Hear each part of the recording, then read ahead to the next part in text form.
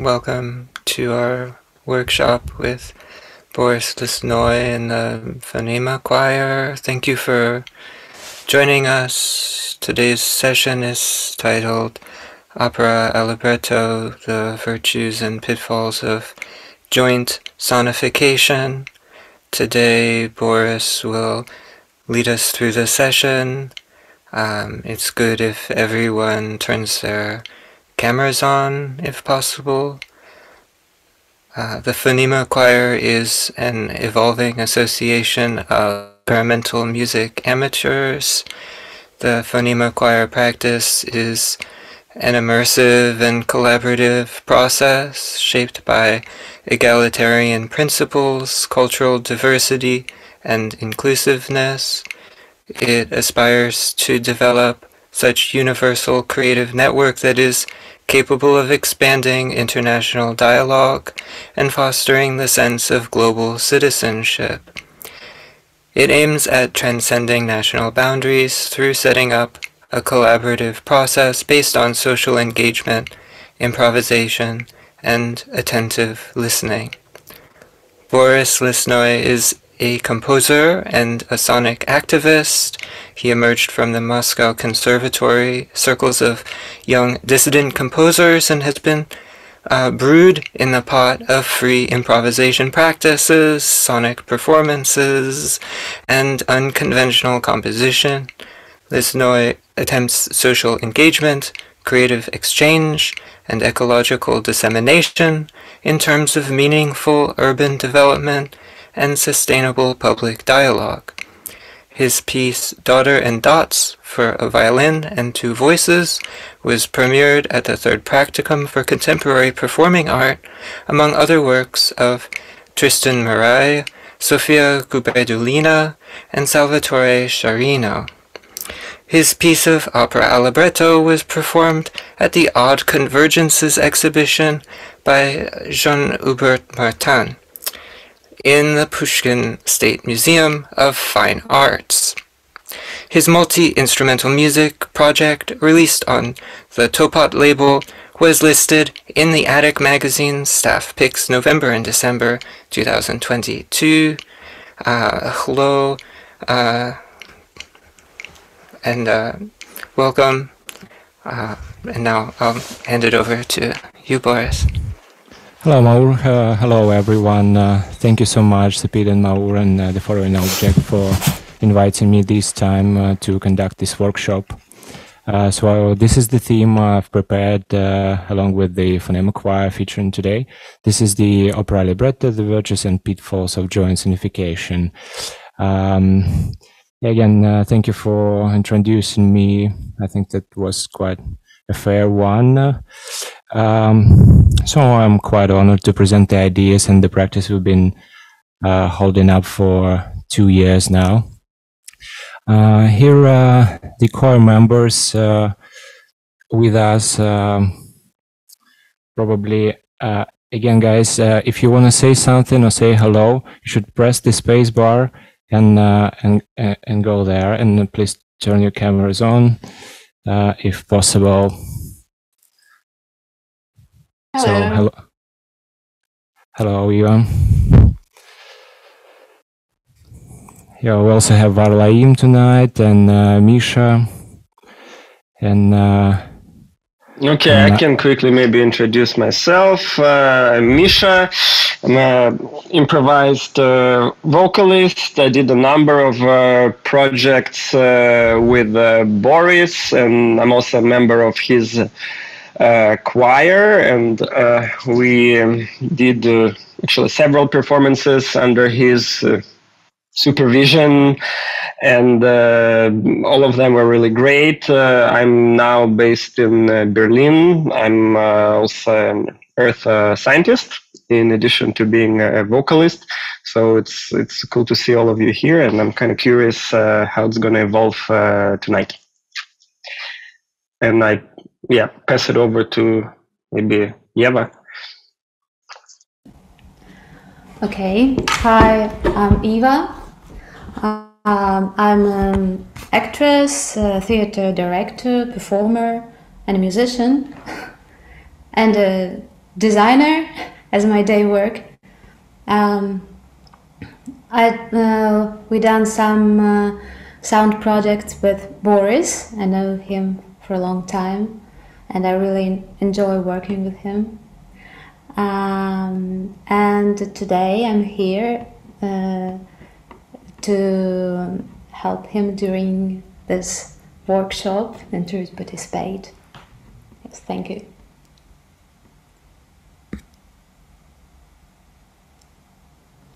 Thank you so much.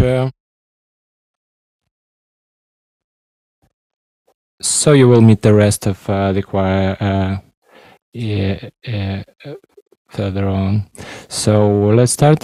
Here's the blueprint of our today's workshop. We're going to have the introduction, and then I'm going to show you the concept of opera libretto.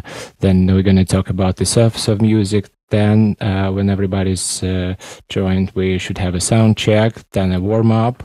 Then we'll have a few etudes. Then I'm going to switch back to the theory part and talk about the noise and our apprehension, our approach to noise during the choir practice. And then we're going to have some more etudes at last. So usually we have this practice in person and on site. So this is the first time we're going to have it online, but we're going to take the most of the Zoom softs, and we're going to apply the modus operandi in the form of a human synthesizer. So we're going to consider different types of synthesis and take a few which really suit the situation and try them. So the goal of the main goal of this workshop is to have a record. So we're gonna have a recording session during the workshop, during the etude part.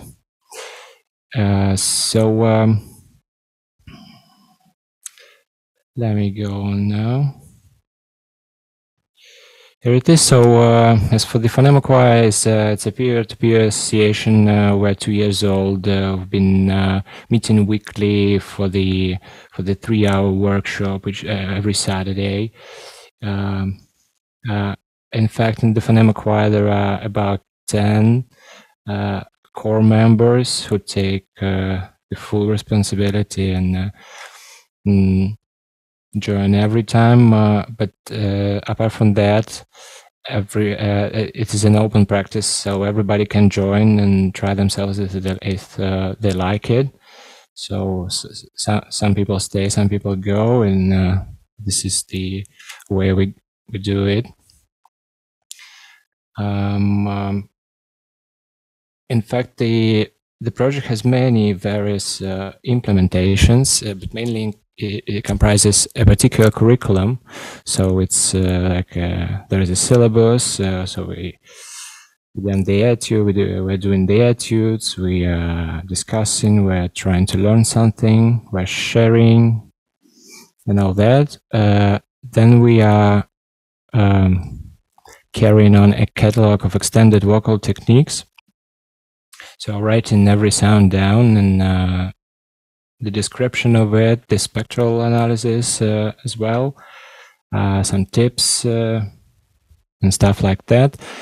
Then we have a few immersive sonic games, which are not in the scope of this workshop, but you probably should check them a little bit later on our website. So apart from that, we have musical scores, and I'll tell you a bit more about that in a way, and also a record archive, which is gonna try going to fill in after this session.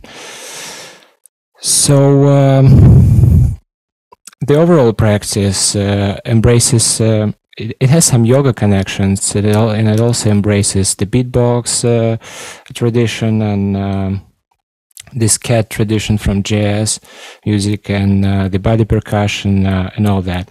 But mainly it takes the ability, it draws from the IPA charts, which are International Phonetic Association charts. So this is at the roots. This is where we started. We tried to look at the at those and try if we can fill in the gaps and how we can modify that, if you will. So here's some screenshots from our previous performances. Okay.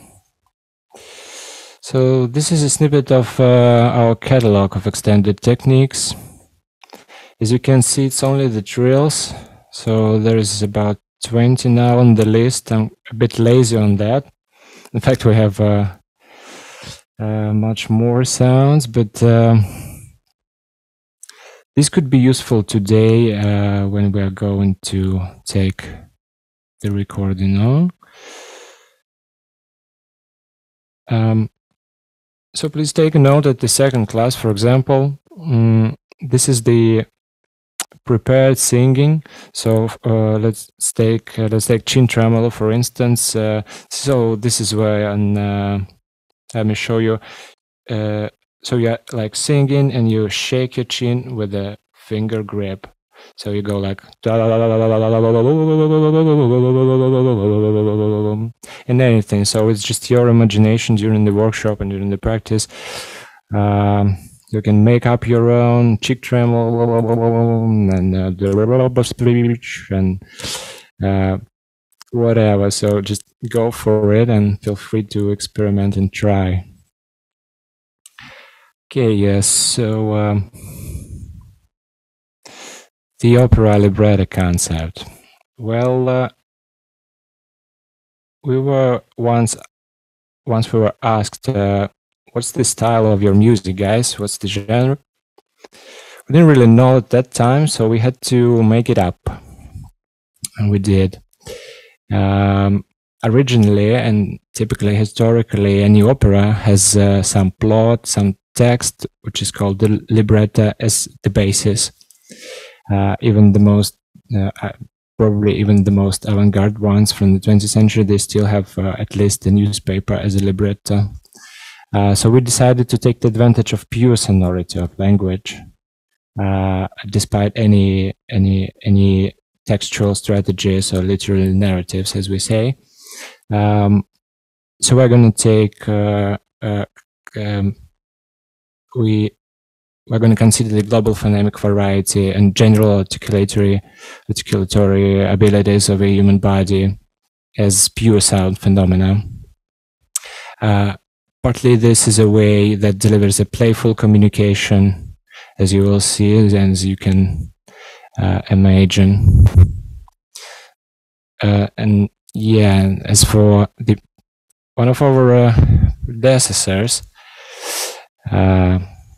and the persons that really inspire us in the practice is the Pierre Schaeffer, who invented the musique concrète. It wasn't really the first, but never mind. In any case, it demonstrated quite a robust approach to what he believed in, to what he wanted to get out of the sonic works. So he said, as long as meaning predominates and the main focus, and it's the main focus, we have literature and not music. And today we're going to answer his question. We're going to try to answer this question at least. How can we forget meaning and isolate the in-selfness of the sound phenomenon? Well, we'll see. So here is the chart, the phonetic chart of the International Phonetic Association. It's just an excerpt. It's not full. But in any case, you can see there is a table with many rows and columns. So on the left, so the rows are the way the sound is produced, and the columns stand for the place of production. This is quite useful in a way. We should in a way description the sound, and even it's useful for the search of new sounds and techniques. We're going to take clicks today, and many more. Yeah, and many more. I'll show you during the warm-up. So, as for the speech apparatus and structure, we have, as human beings, we have a breathing section, which is the diaphragm and lungs. So, this is at the roots again. And so then we have the vocal tract, which is vocal folds and resonators, which are also called cavities. And the third one is the articulatory apparatus, where we have tongue, teeth, lips, and many more. That little thing, number 3, is the uvula, and this is a very intrinsic part for us. We have many techniques bounded to that. So please take a note of that. And what else I should note here is that there are few parts of the tongue. It's not just the tongue.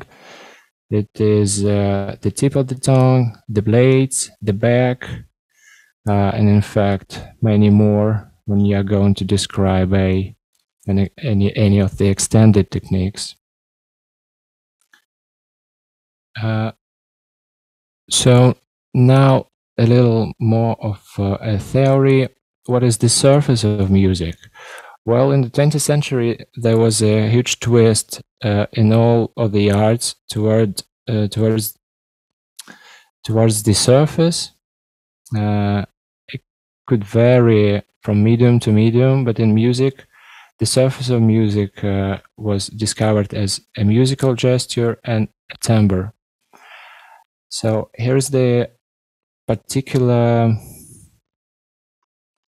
piece of music, a composition by Helmut Lachenmann, which in fact is a great significance of both of the musical gesture and the timbre as well. So we're going to listen to that in a while, but now I want you to take a note that what is a musical gesture? Well, here is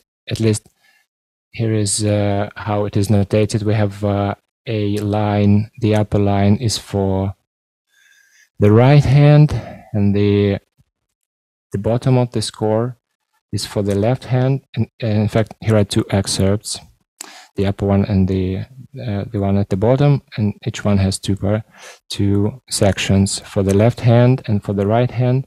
So as you can see, it's not really normal notation.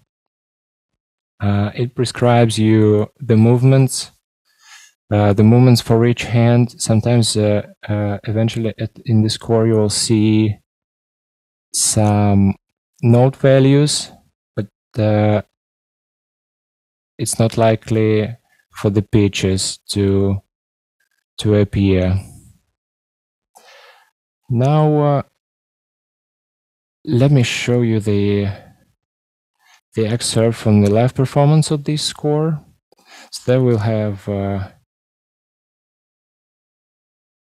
so we'll get acquainted with the musical gesture concept. And as for timbre, the timbre is I believe the timbre is the sound of sound, not to be too scientific. So here, what is significant here is that we have musical gestures prescribed within the score. We get the timbral material out of the performance.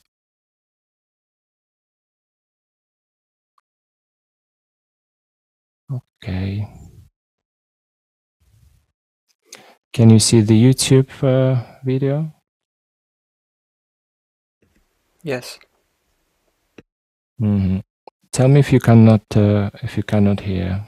There is no sound yet.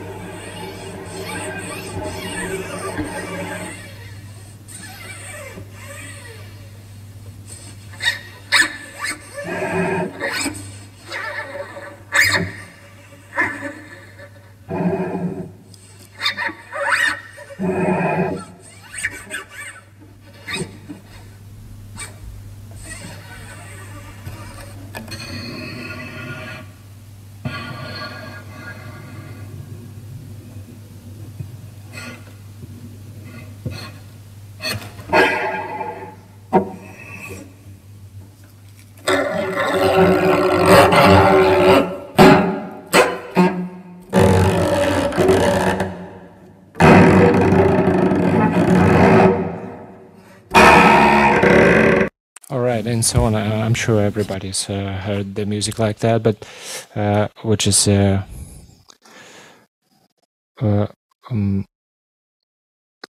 significant here is that the way it is prescribed. So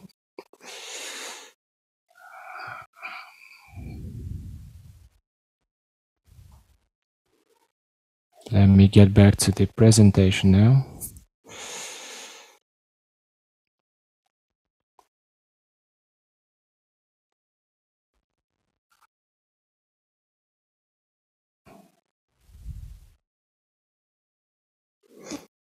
So, okay, that was the impression by Helmut Leichenmann.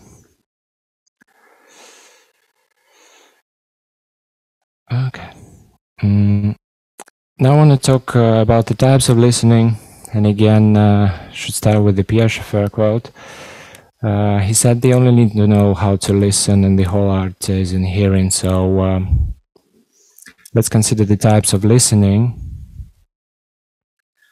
Probably you could fill the list with some more, but during our practice,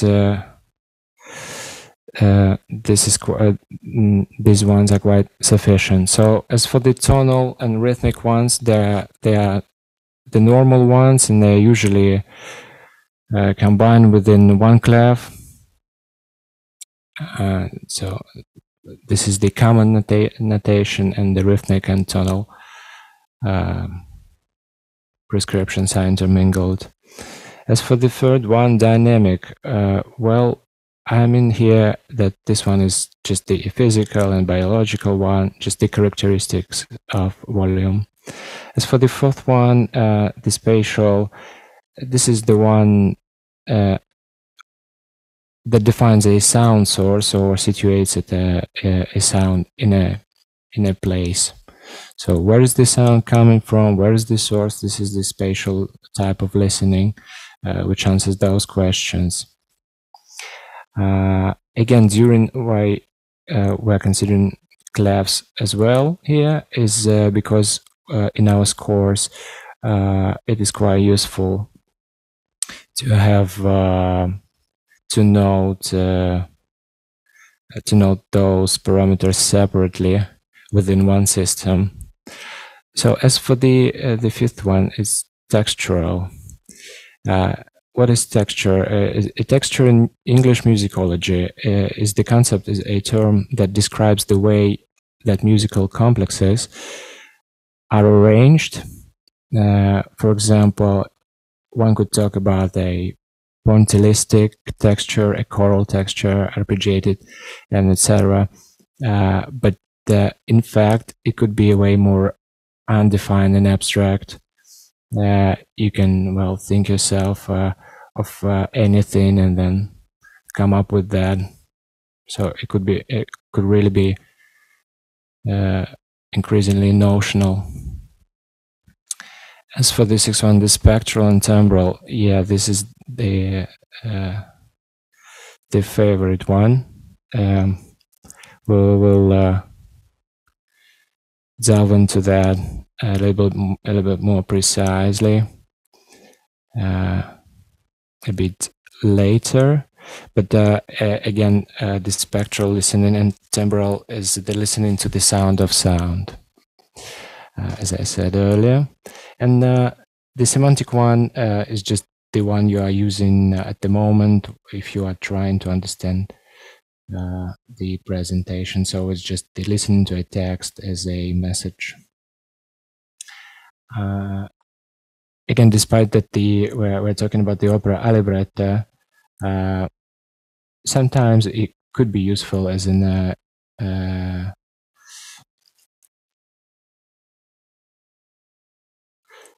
sometimes the text could be useful despite all. Okay, I guess now we have enough participants in the panel. Let's have a sound check. Let me again share my screen and show you the proper preferences and how we set them up.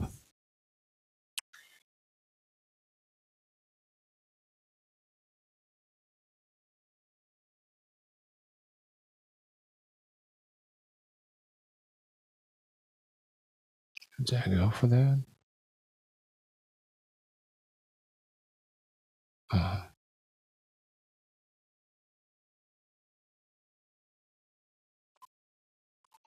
So, yeah. Now, I believe you can see my settings at the middle of the screen, right?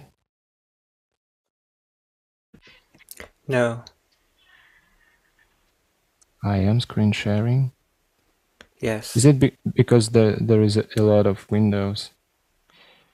No? Can you just... No, you can't see my screen at the moment. I think Zoom hides the preferences when you're in the presentation mode. So maybe you just can describe what you choose. No, not really. I've already tried it with the preliminary sessions. So anyway, can you see what can you see now? Can you see the keynote presentation now? Yes, the presentation. But no settings, right? No. Oh, okay. Let me try it another way. Boris, maybe you can make a screenshot of settings and show the picture. Yeah, that would be helpful, but probably now. Can you see it now? No? Perhaps No. if you stop screen sharing and share again, I think you can choose a certain thing that you would like to share. Okay, let me try now.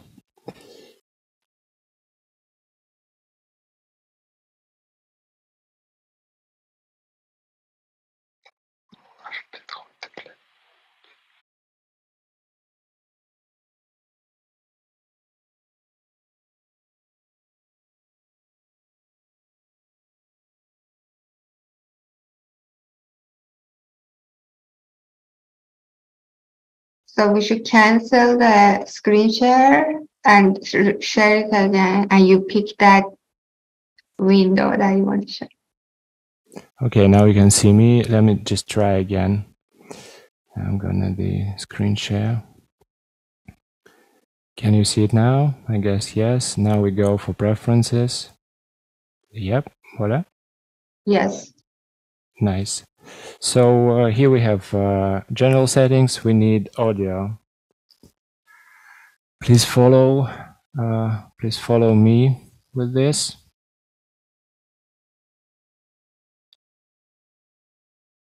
Okay, so we don't need to use separate audio device. We're just using the headphones. That's right. The output volume is adjustable to use ad libitum. And the mic, well, I'm using this mic, so it's okay. It's up to you again. As for the input volume, somehow Zoom decides for me that it should be on the low. In any case, we should not automatically adjust microphone volume, so we leave that unticked. As for the audio profile, I really hope you have this function original sound for musicians, because by default, originally Zoom suggests this one, Zoom optimize the audio, but we need this one, original sound for musicians. Then we will have the echo cancellation on. This I found out that this one is quite crucial. So tick this on, please, and leave everything just untouched. Yeah, press and hold space key to temporarily unmute. Here we go. Yeah, it should be on so that you can join us anytime you like. So the echo cancellation is the main thing here. All right. Let's get back to the presentation.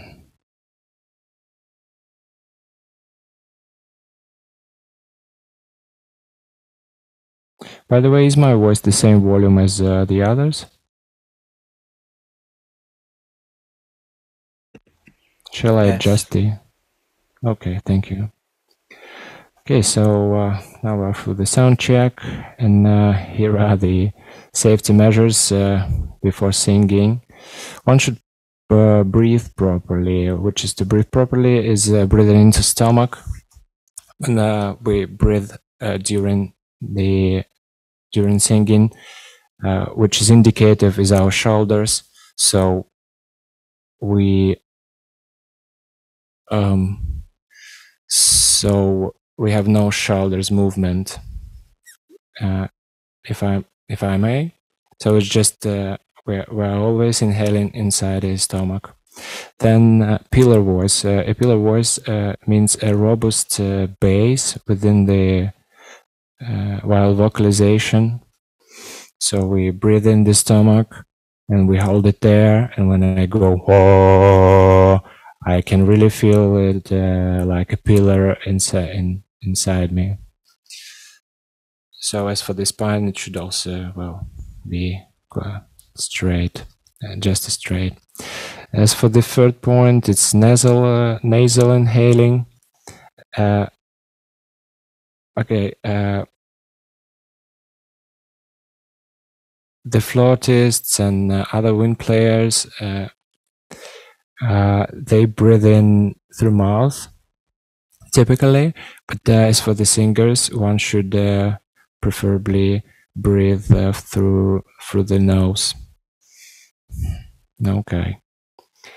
No throat distress. Well, in any case, if you feel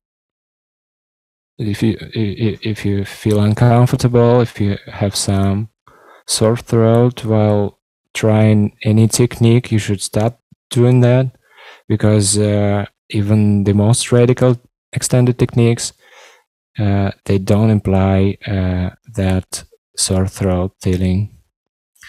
As for the fifth one, feel dizzy, take it easy. Again, this has something to do with the breathing. Sometimes you want to go as long as you can and be whatever after that. So you can don't take it too hard. If you feel dizzy, take it easy. And the menses rest, it's not recommended. It's highly not recommended to sing during the cycle. Okay. Now we're about to have a warm-up session. So I would really like you to join, and we should start with the hands. Let's warm them up. Let's warm up the palms. To warm up the palms, we're gonna rub them. Let's rub them like this. Well, in fact, you can rub them any way you like, but just go a little while for that. As I told you, it has something to do with the yoga practice. So let's start from the basics. Then when rubbed, we're gonna stretch our fingers. Don't go too hard on that. Just do it softly. We're gonna just, you can twist your fingers, which is a nice feeling, in fact. And in fact, we need our hands warmed up because we're going to use them to warm the rest of the body up, and particularly the face. Now let's get to the face. We're going to rub the neck. This is just a typical preparation. And I know for the many of you it's the morning, so it would be a good start of the day. Just rub your neck. Just feel the muscles inside.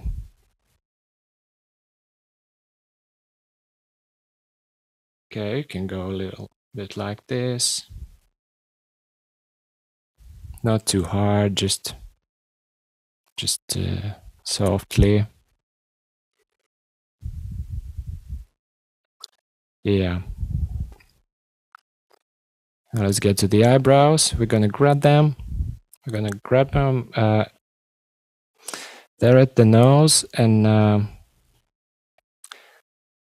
go step by step, squeezing them, yeah, to the sides. Try to do it rhythmically.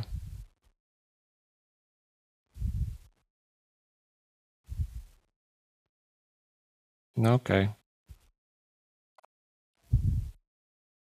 After that, you may get to the ears. I forget the ears. We have earphones. It's not that useful this time. Now, please put down the eyelids and roll your eyes under those clockwise 3 times.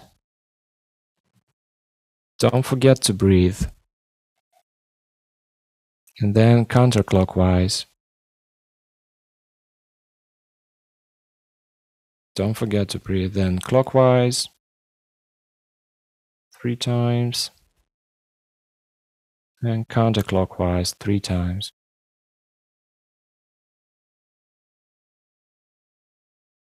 Okay, now breathe out. Now we need our tongue. We're gonna move it clockwise between the teeth and the lips. Let's start at under the upper lip here. Again, move it around 3 times. Don't forget to breathe. And then counterclockwise.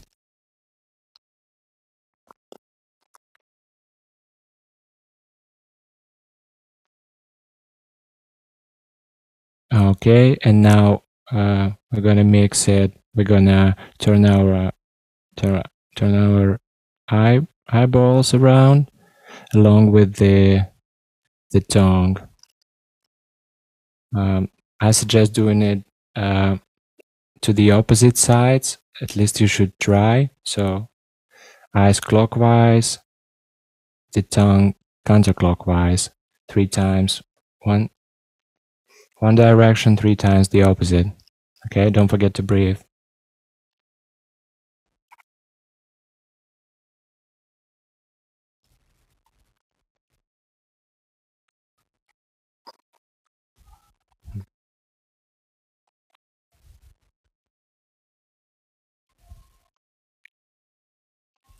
Okay, I ruined it myself, but hope you can make it. Now, what I want you to try, I want you to touch that uvula, that little bell inside at the beginning, at the entrance to the throat, there inside the mouth. At the back of the mouth, there is uvula hanging from the top. So I want you to try to touch that with the tip of your tongue.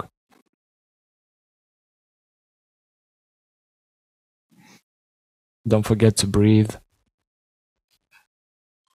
Hold it there.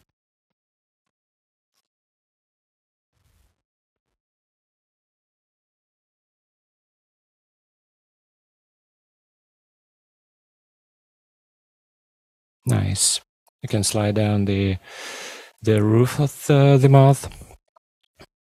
And here we go.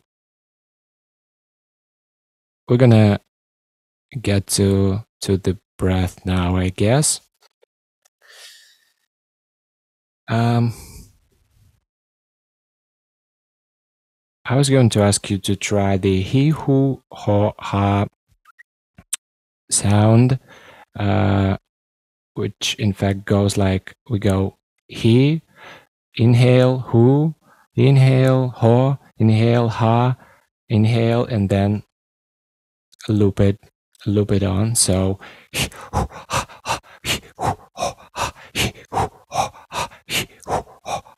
we're gonna have let's say 15 rounds of he, who, ho, ha.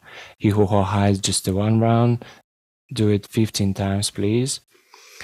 I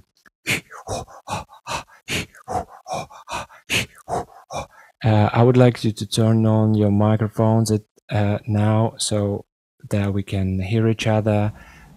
It's gonna be overlapping, but never mind that.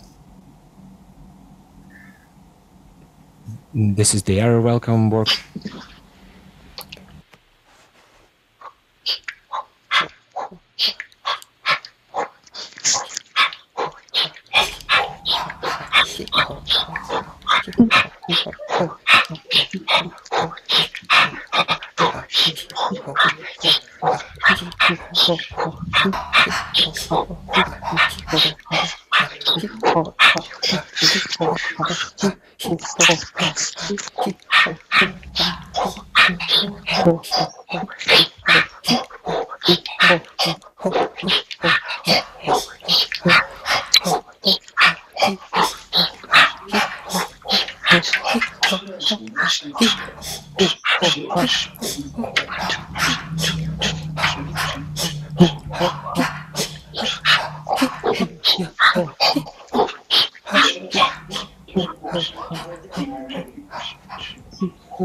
Please don't overdo it.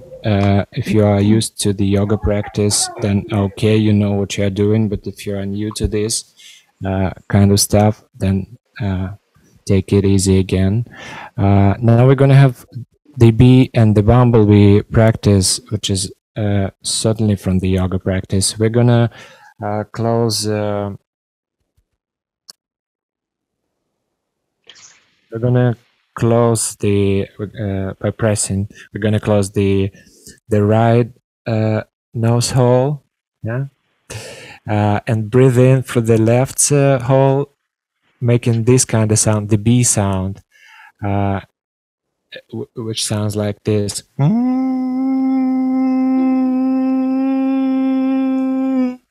then we're going to close the other one. Breathe out with the bumblebee sound, which is a way lower, which is.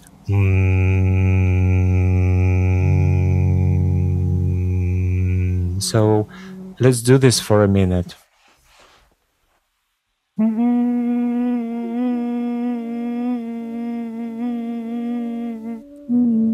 If possible, please switch on your microphones, unmute yourself, so we'll have that recorded, because it's this is great.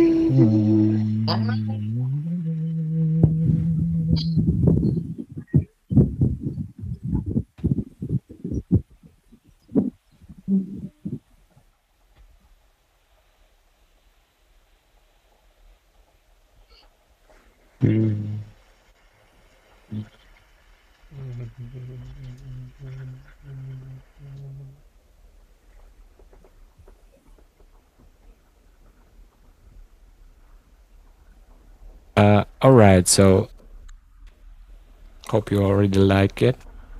Then we're gonna now go to the embouchure.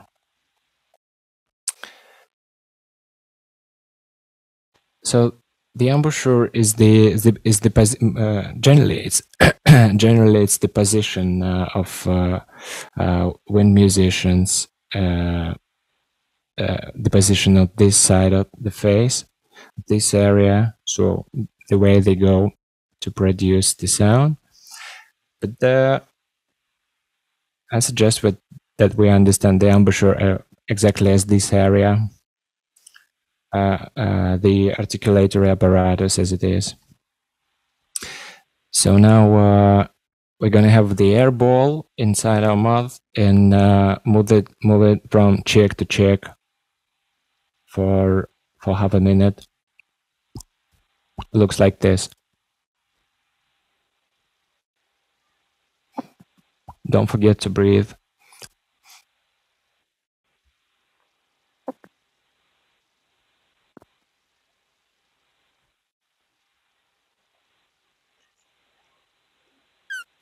Well, we need to stretch our muscles to warm them up, because there are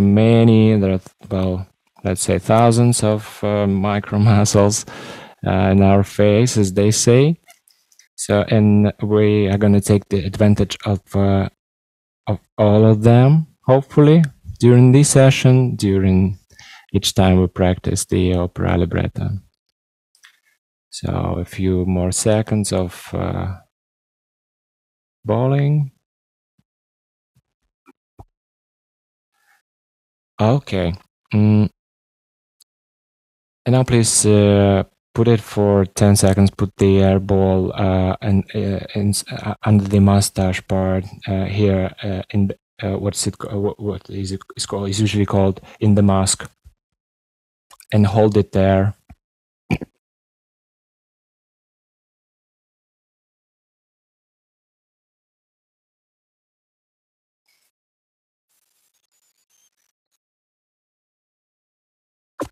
Okay, don't let the sound go.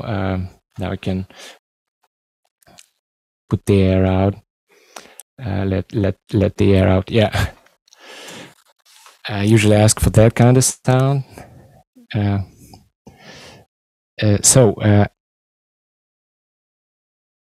Let's go on with the technique, the particular one, which is called the polyplosive, which we call the polyplosive. Polyplosive is because it's plosive. It's the labial plosive.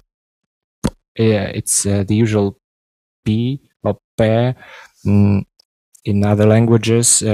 Polyplosive because we are going to hold it, and it sounds like this.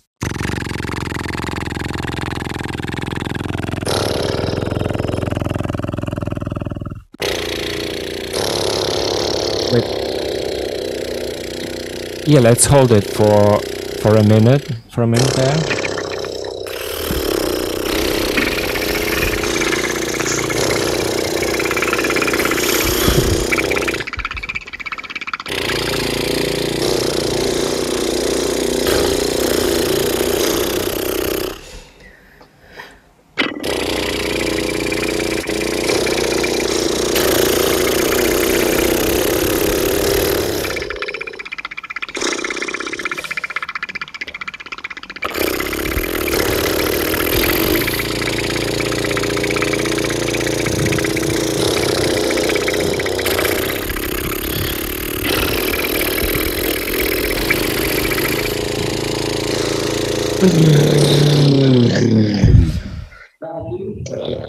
It was nice.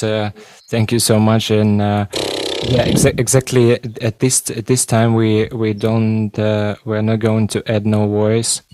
We're not gonna voice it up. It's just the percussive sound. Now, please do the same, but add some singing, add some folds movement. So it will be like, take any pitch you like, just please keep it steady.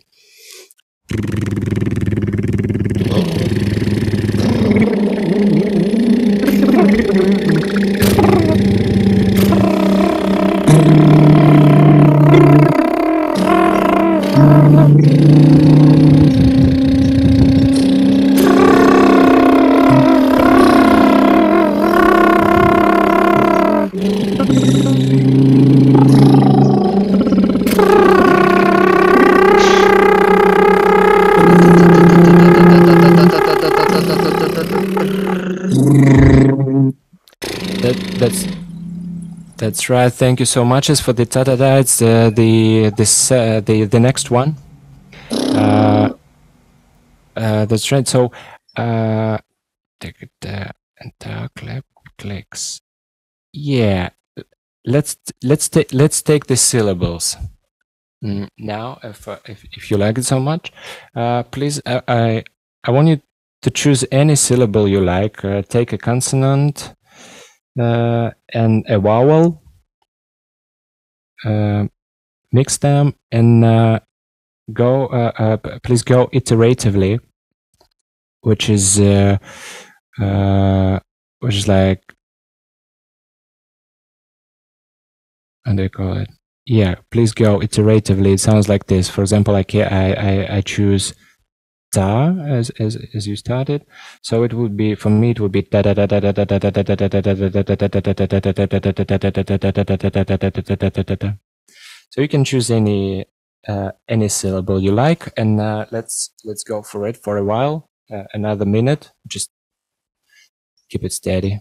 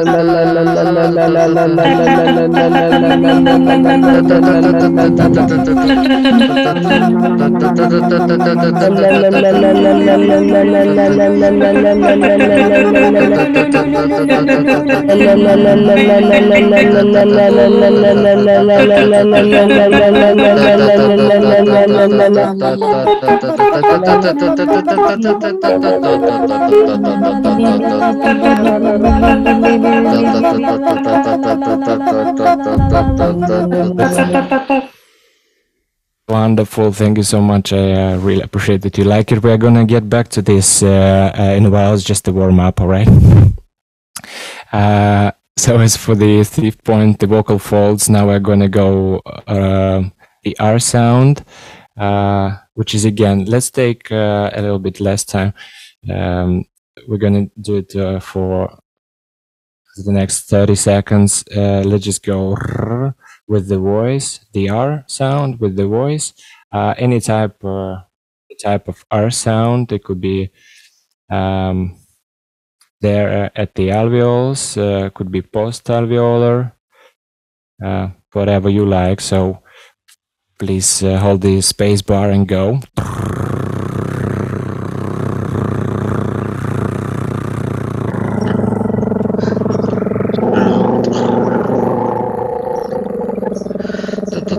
Here's the French one.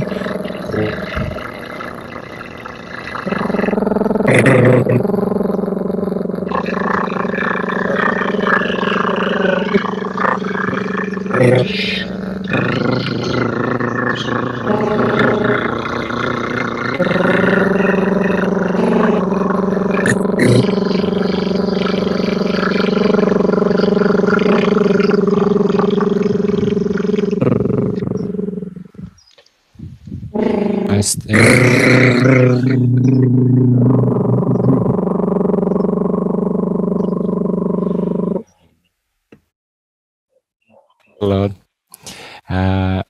Yeah, what I want you to know, to take into consideration yourself each time you're doing this is the articulation. So as you could have noticed that there are many types of R, of R, and in fact modifying the embouchure while singing, while going for that R is actually the way we work with the opera libretto concept. So this is what we're looking. This is a one of the things we are looking for is the articulation and these sense, the shades of articulation and the timbral modifications, if you will. So now let's try the humming technique, which is really it sounds like it's just the humming, okay? It's just So, but now you have to keep some melody in your mind. You can, well, borrow that from anywhere, or you can just make it up from the scratch. But please just go humming. But this time, please mind the gaps, mind the pauses. So try to listen to the others as much as you can, and as much as Zoom lets us. So let's just jam on this for a little while. Just another minute now.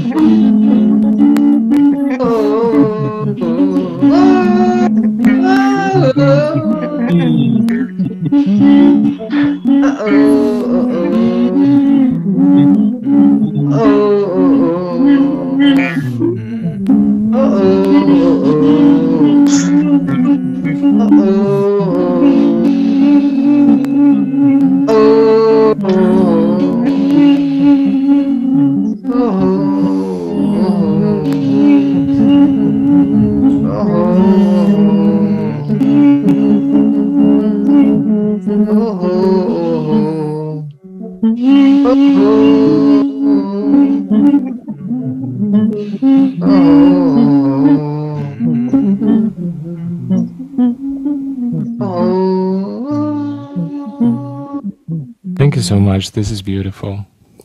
I could go for hours, but let's get on with the next slide. We're going to have some sonification part in just a while, because here we go with the first etude. This is a contemplative one, and now I would ask you to recall 3 sounds you heard during the last 24 hours, probably in a dream or awake. You can write them down, not to forget. Just take a little time to recall them. Just 3 sounds you heard, or the 3 most you the 3 sounds you liked most in the whole realm.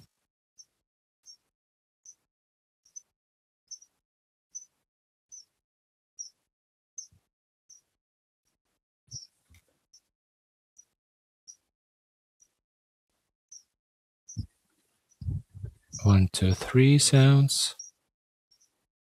Okay, now that we've recalled them, take just the one you like most. Choose the one. And please take your time to mindfully restore it in your head.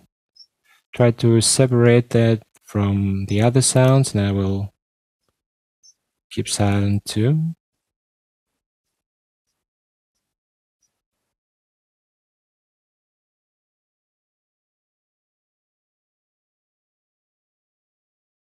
Yeah, try to answer the questions like how loud is that?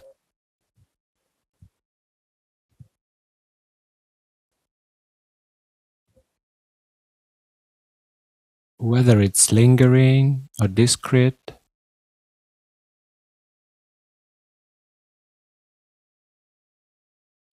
Try to judge whether it's smooth or grainy.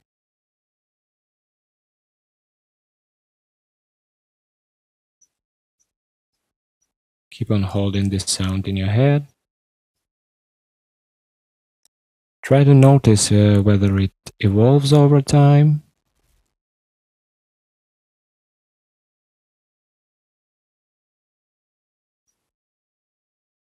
Let the sound continue.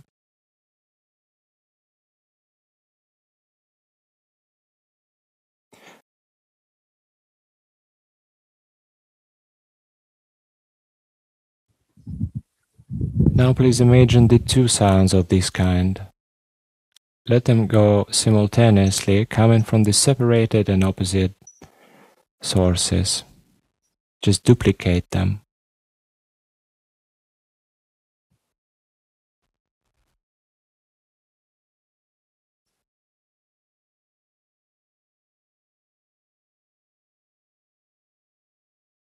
Now imagine 3 of them.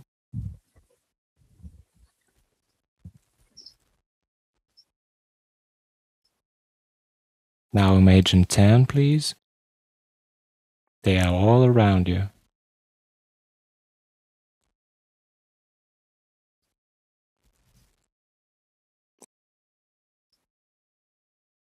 And now please try to join them with your imitation. It should be the vocal or the percussive imitation, but anyway, try to do it with your voice. Try to mix yourself within those 10 sounds alike. If you can, please. This time you don't have to unmute yourself. This is just the meditation. Just try to find that voice imitation because we're gonna need it.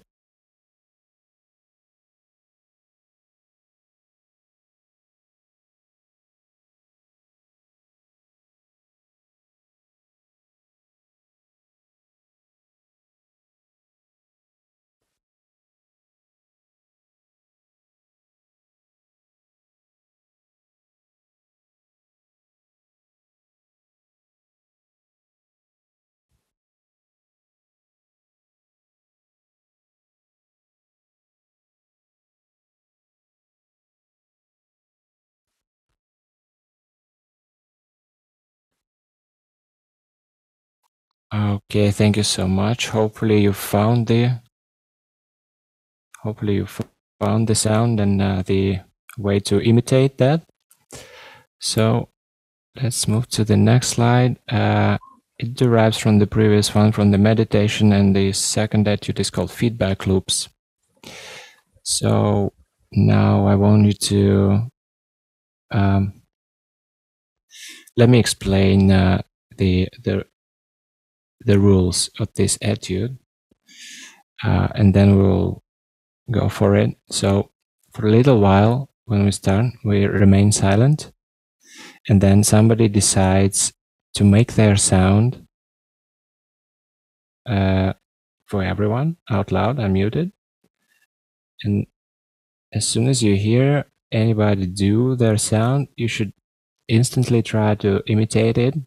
Just go like da da da da da da for example. Try not to think much, of course, as always, this kind of etudes. Just let yourself go. So this is going to be like this, some part of some gap, some audible gap, then somebody goes with their, pops up with their sound, and everybody follows, then silence again, and then someone else will pop up with their sound and will imitate that again, and this is how it goes. This is the feedback loops. And eventually, let's forget these rules and just let ourselves go anytime we like with any sound we hear.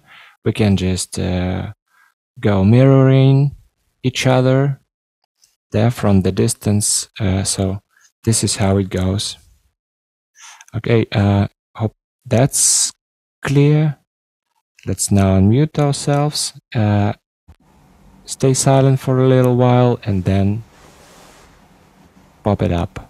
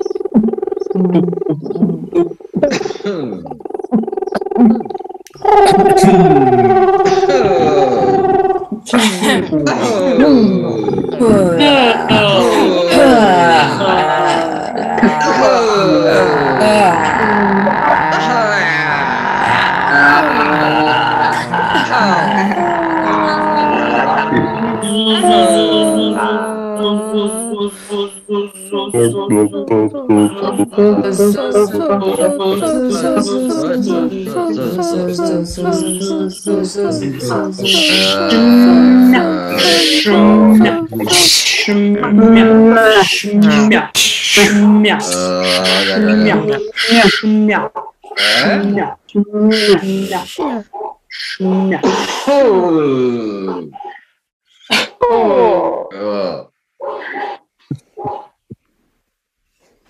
never thought how to stop it. Okay, thank you for your attention and participation this time. Wonderful again, really. I didn't expect it would go like this. It's really infinite. Lovely. Oh yeah, that was the recording session.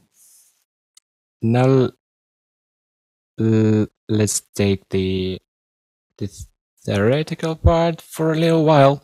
It's types of sound synthesis. There are quite a few, in fact. There are more than 6, but they're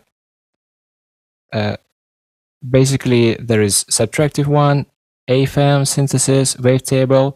I can't really define them since it is really beyond the scope of this workshop. I'm going to define the last 2 because we're going to use them and apply. There is granular. You can find them on the internet. They're really interesting, but today we're going to take the additive one and the concatenative one. Concatenative one is not really a basic one. It's quite a novel type of sound synthesis. It appeared in the beginning of this century. Since it is the digital one, okay, this one is the digital if you want to know. So we're going to take the concatenative one first, and here we go with the second etude. Concatenated synthesis. Now we're going to take the modus operandi as a human synthesizer. But probably we've already started. So this is the definition of concatenative synthesis. It's a technique for synthesizing sounds by concatenating, which is linking in a chain, the short samples of recorded sound. These recorded sounds, which are put in a chain, are called units or spectral beans. Okay. Typically, it's used in speech synthesis, but also music. What we need here is the term corpus. So the corpus is the initial sample, which we are going to, since we are the synthesizer, we are going to synthesize the corpus. We're going to hear the corpus, try to notionally, within our imagination and hearing, we're going to divide it, and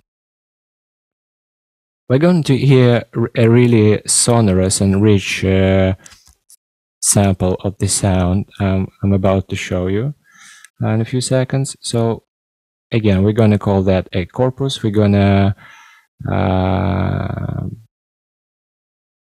break it into spectral beans and replace them with our singing. So as you can see, we can produce different sounds, which are in fact just a narrow, sometimes not so narrow, but anyway, it's just a band in the spectrum, in the audible spectrum of a human being. So we're going to place just, my sound is going to be somewhere in the middle of the spectrum. Someone will come up with a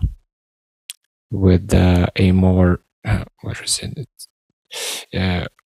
With something to the upper part of the spectrum, and somebody will probably take the bass frequencies. Hope you see what I mean. Let me now show you the. In any case, let's now try to imitate the sound corpus in simple words. Now I'm gonna tell me if you cannot hear it again.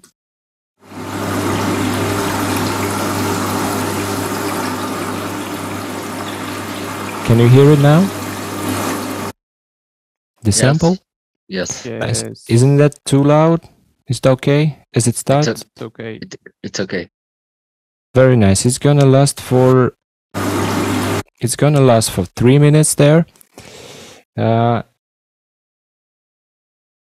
I really encourage you to take a while to listen to it and find a particular sound object within the whole corpus, and then come up, try it probably with the mics off, and then when you are really sure you are taking your position in the spectrum, then please switch your mic on and let everybody consider that. When the sample finishes, we will finish along. So let's start now.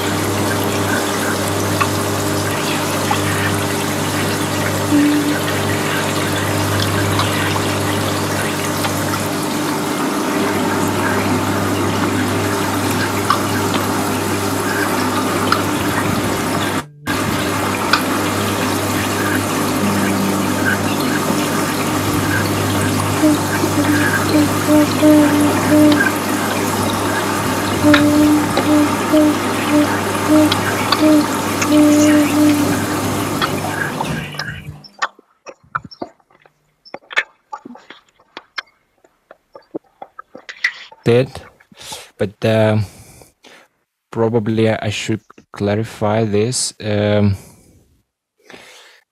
is a good word which describes the given prompt is to immerse yourself in the spectrum, to find a sound which fits in, which again imitates some some sound from the sample, which is playing. So I hope I can make it. So I hope this is clear.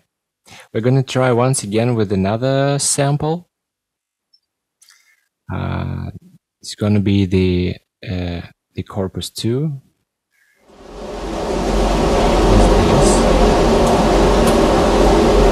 So probably we would need a lot of sibilants and obstruent sonorants like sh sounds, ha. Probably we will probably the loud breathing will do, but still it's up to you.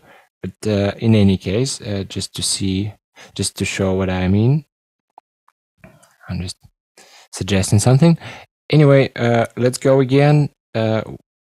Once you feel acquainted with the sound and you know how you're gonna go, you know your technique, just unpress and unmute your microphone and go for everyone. Probably we can keep on doing that even when the sample stops. We can keep on doing that for another minute or a half. Okay.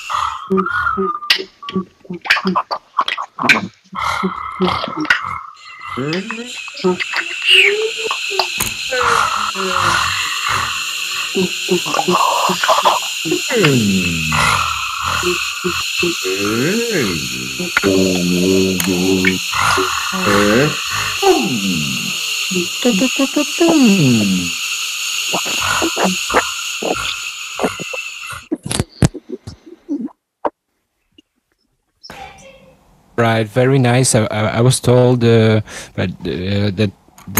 there was some problem with the sample. It was really discrete. It was stopping all the way, but in any case, we managed to do a really good job here. I personally really like that. Now, a little bit of the noise theory.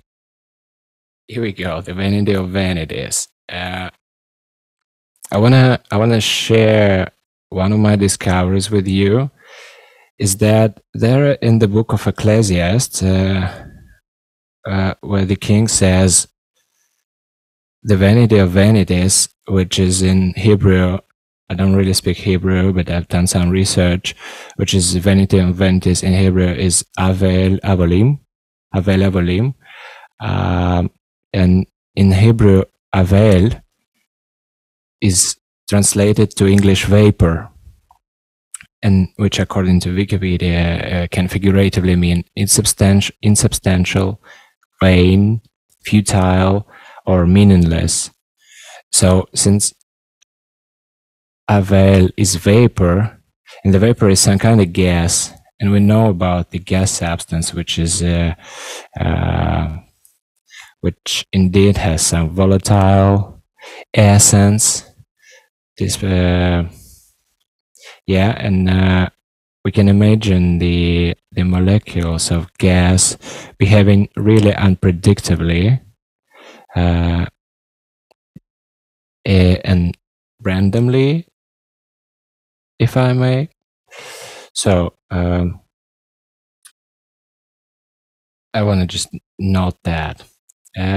Then I want to suggest what I'm doing now. I'm just suggesting the objects which fit the practice. Again, getting back to the opera libretto. This is these are the terms and notions which I come up with. They are suitable for the practice, and certainly could be argued if you like. If you don't agree, that's I can certainly understand that, and keep in mind that we're talking about the practice, and then we can discuss the overall picture if you like. So I want to state that chaos is absolute and infinite, while the noise can be considered as a unit of chaos, as a piece of chaos. So noise is finite, relational, and confined. Noise is a piece of the arbitrarily bounded chaos. A noise unit, of course, inherently carries the chaos's qualities and its features. It resembles it, but still it has some borders, which is the most intrinsic here in the definition. Then, as for the inherited qualities, it is again the unpredictability, uncertainty, we can say volatility, and randomness. And since it is confined, since the noise is a piece of confined chaos, we now can handle it, frame, and intentionally shape it. We can operate with that. So how can we do that? How can we shape noise? What I suggest, first of all, what comes up in mind, we can shape it figuratively by textual description. In fact, this one is quite a primitive means of imitative sonority. For what I mean here is when we take rain or dark forest or a zoo garden and we say, let's sound like a rain, let's sound like a zoo garden. This is the figurative manner to shape noise. Then let's get to the contextually. Contextually, I believe that this is how language works when we have many different noises and we place them one by one. We concatenate them, if you will, in some kind of order.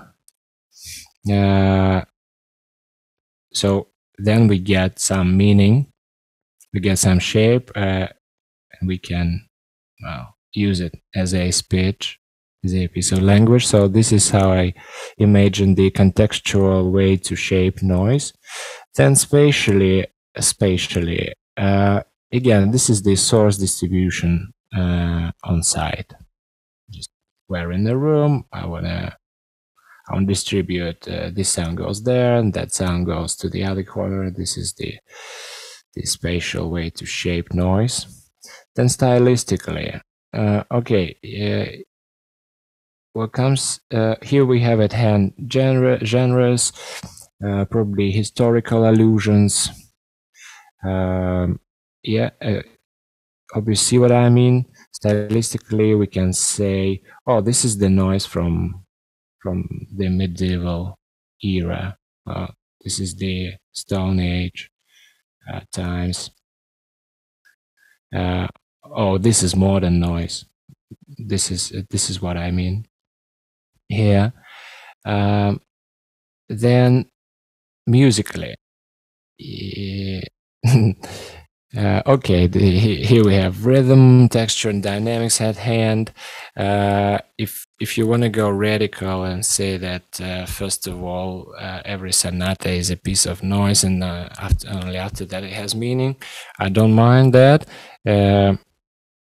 It is still arranged and shaped by the means of rhythm, texture, and pitch.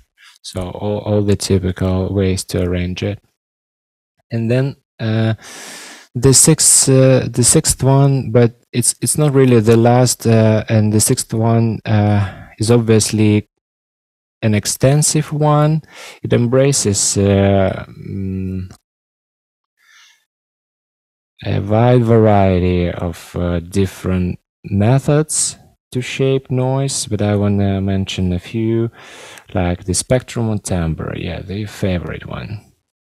To shape noise by origin, again, you can imagine we usually say it like, this is the machinery noise, this is the animal noise, noise from the animal, and this is the origin. What I mean by origin, arbitrarily, well, just voluntary, okay?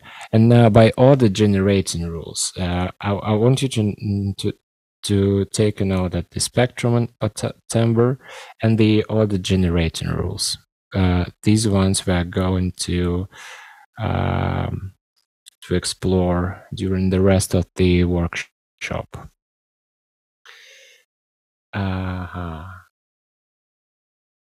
Here we are again, trying to fringe the noise. So we can fringe chaos with limits, and what we have then, a piece of noise, yes, but also we draw the edge of chaos. The edge of chaos is a significant part of this process because it reveals, well, Mr. Kaufman did reveal that, but we want to thank him. So, mathematical models show that evolving systems in which the rate of evolution is maximized near the edge of chaos. So when we have a complex system, whether it's dissipative or not, in any case, they're at the edge of chaos, where our system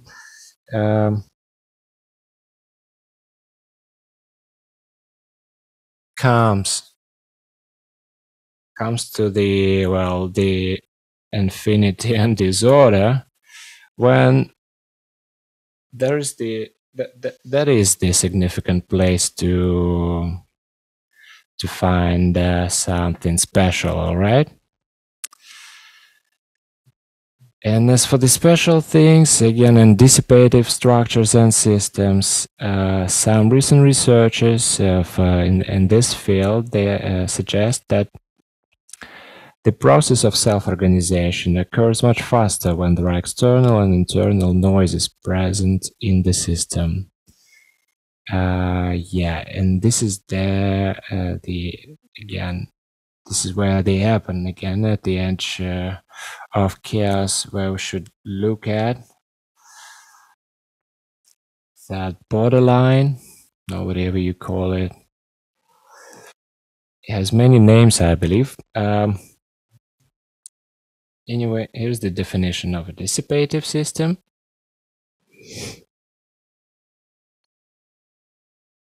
Hope I don't have to read it out loud. Yeah, it's okay.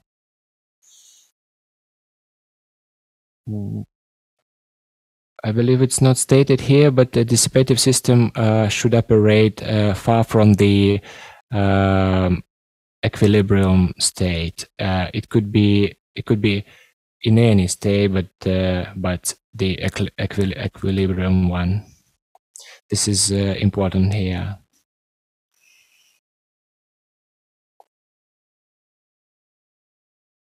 Yeah. Okay.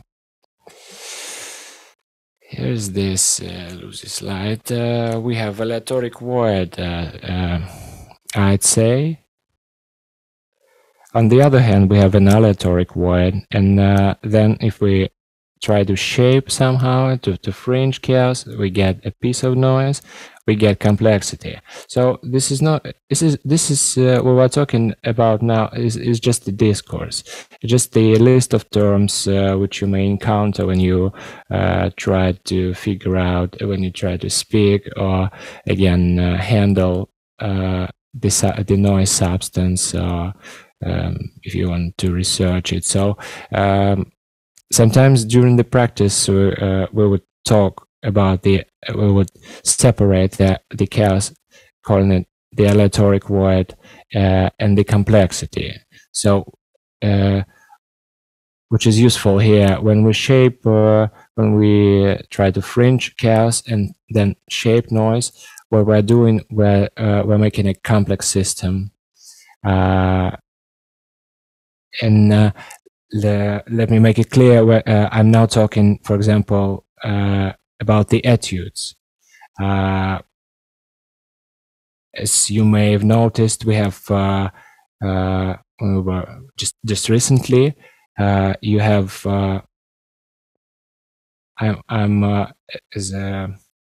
as part of the prompt, I'm offering you some order generating rules, but then it could be anything.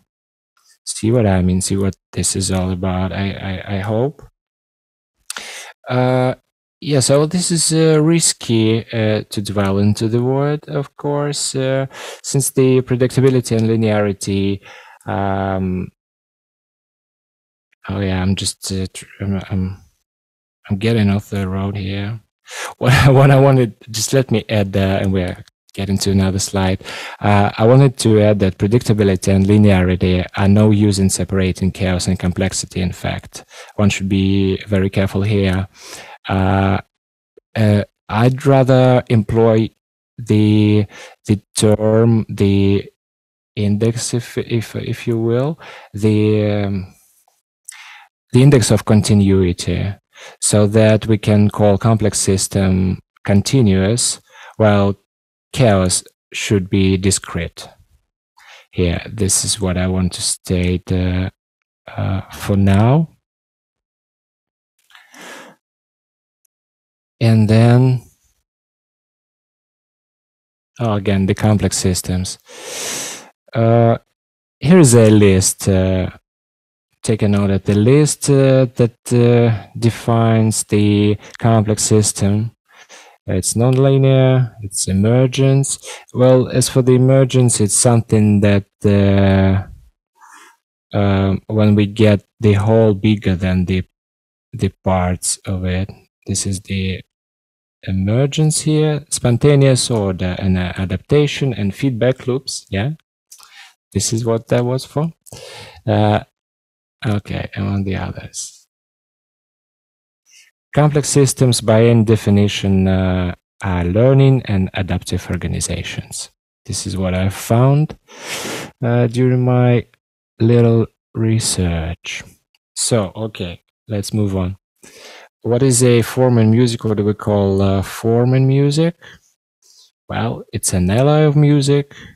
It's an alloy of musical matter and time. One may add that it's an alloy of musical matter and perceived time or subjective time. Feel free to do that. This is the illustration to say that the proliferation of forms, in fact, cancels out form and turns it back to matter. Then additive, yeah, the next etude. In fact, we're going to have 5. This is the 4th one. We've come to the additive synthesis. So additive synthesis is using a number of harmonic partials or sine waves. They say of sine waves. Yeah, sine waves are the harmonic partials, in fact. So when they are added together, and hence the name, they create harmonically rich sounds. So they create the spectrum and the timbre and the sound of sound, as we just talked about it. And hopefully you've seen graphical equalizers, but I have no I don't have it at hand, so I cannot show it, but you can imagine a sonic spectrum with many frequencies, which are partial waves, in fact, which are those partials of sine waves, if you want to put it like this. So we have it like from here to here. Here is the bass frequencies, the low ones, like ooh, all those things, and here we have the sibilants and sounds. Again, from left to right, usually, typically. What else? Another term here is consonants. This one is would be useful for us. Consonants comes from the Latin quasi sonus unus, which I translate as seemingly one sound. So there are many voices, but if they are in consonants, they are singing just as one for the observer.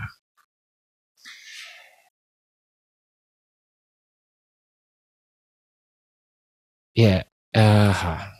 Okay. Yeah. This is enough for now. Additive synthesis. Oh no, not yet the recording session. Okay. Let me also, before we begin the additive synthesis session, which is in fact going to be in a way more free improvisation than it was before. There aren't going to be many rules, but I'm sure you can make it. You can just let yourself go. Again, thinking as your sounds as spectral beings, as particles, as bricks in the wall of sound. You can really let yourself go. What we should take into consideration here is the following.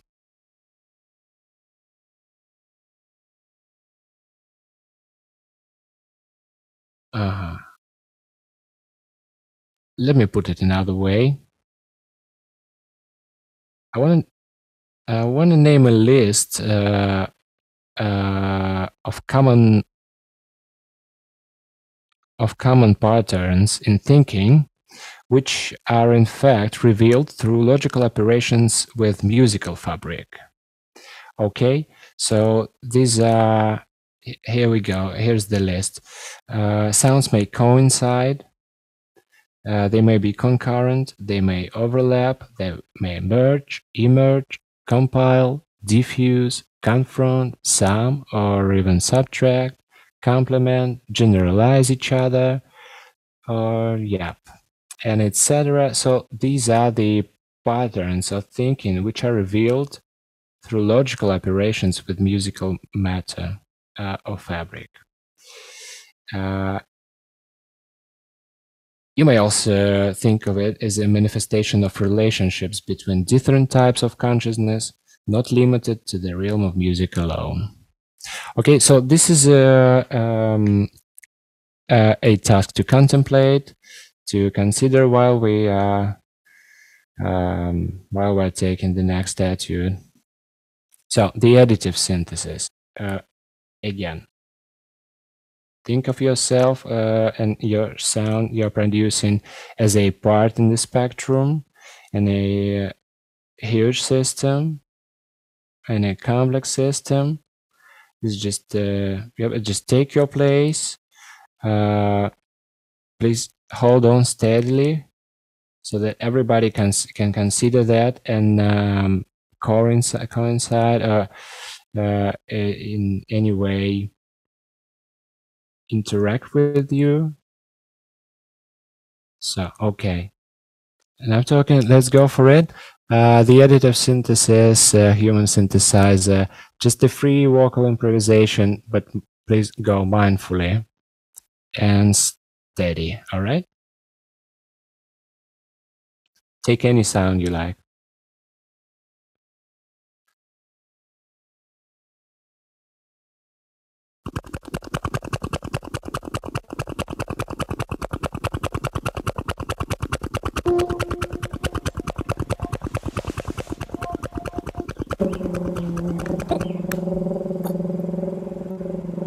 Ta-da! Boom!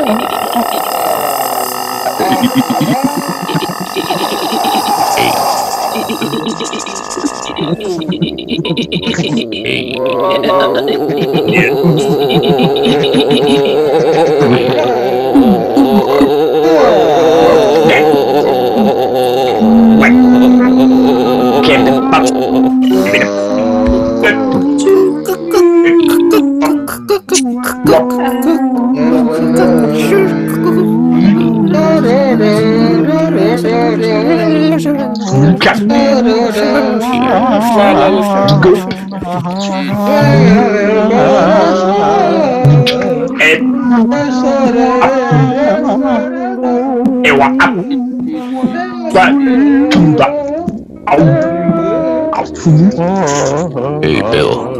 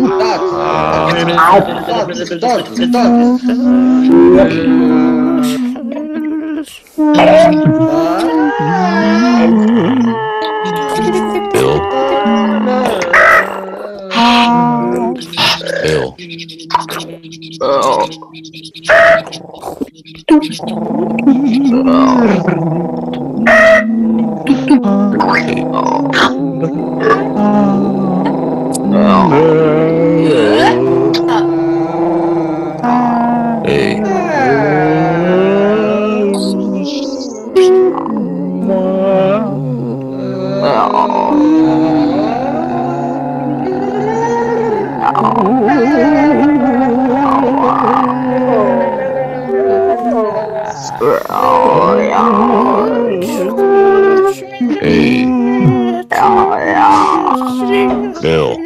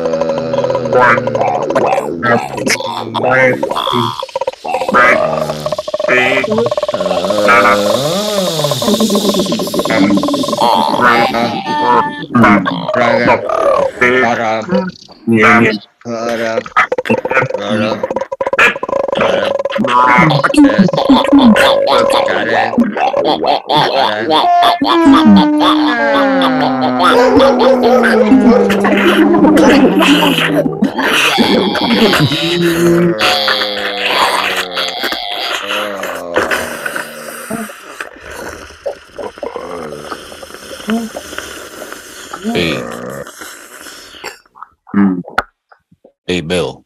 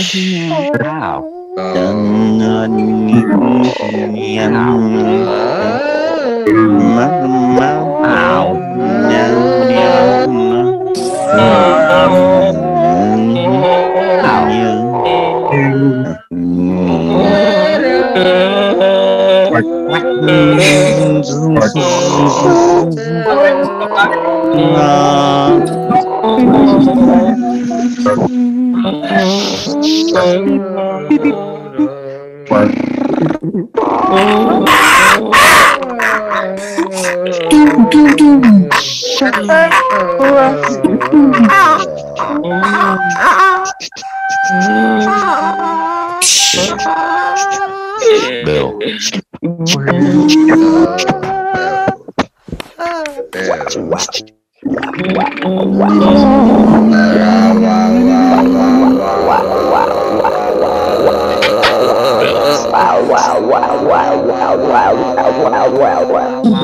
Hey,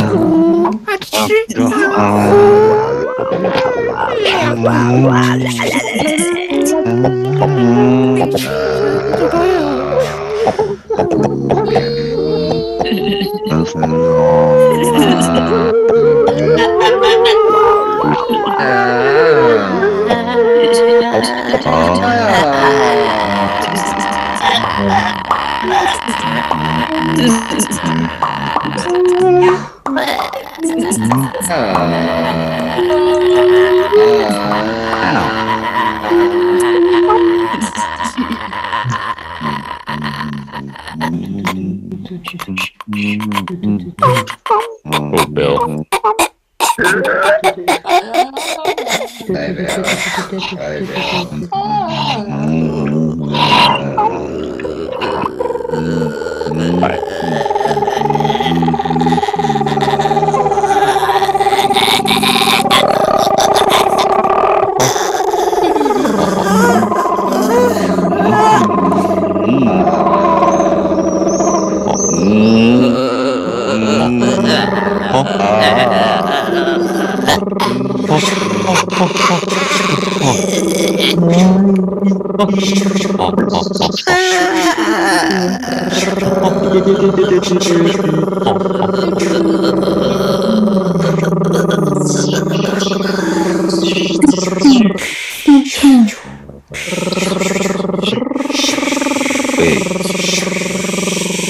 Bill's driving.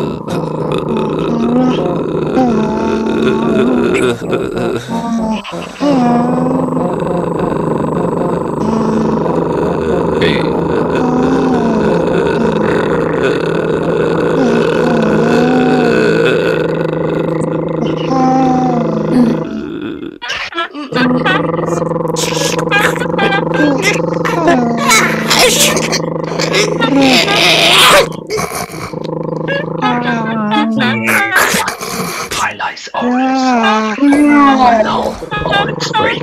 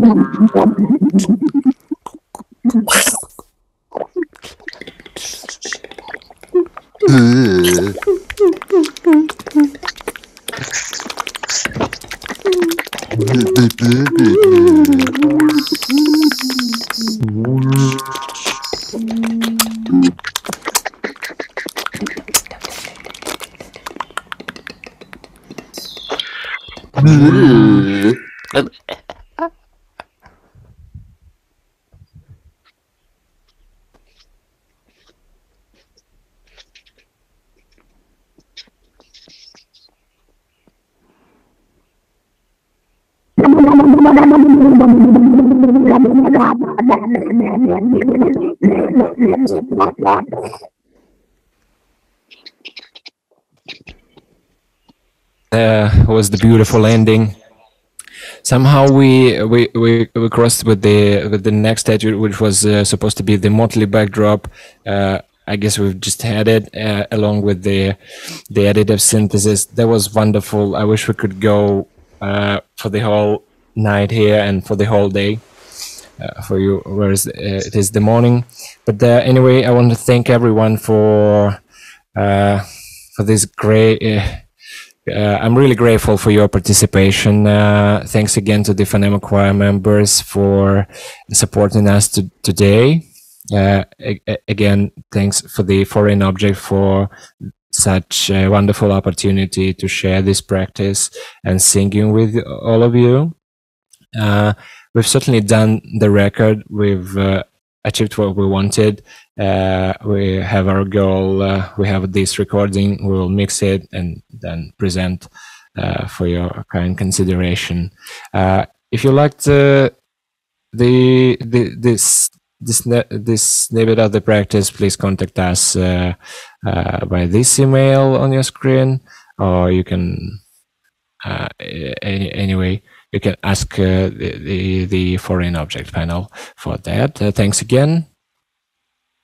That was it. Thank you. Thank you. Yes. Thank you. Wonderful. Thank you. Was wonderful. Thank you. Thank you. Thanks. Hope to see you guys soon again. Another chance.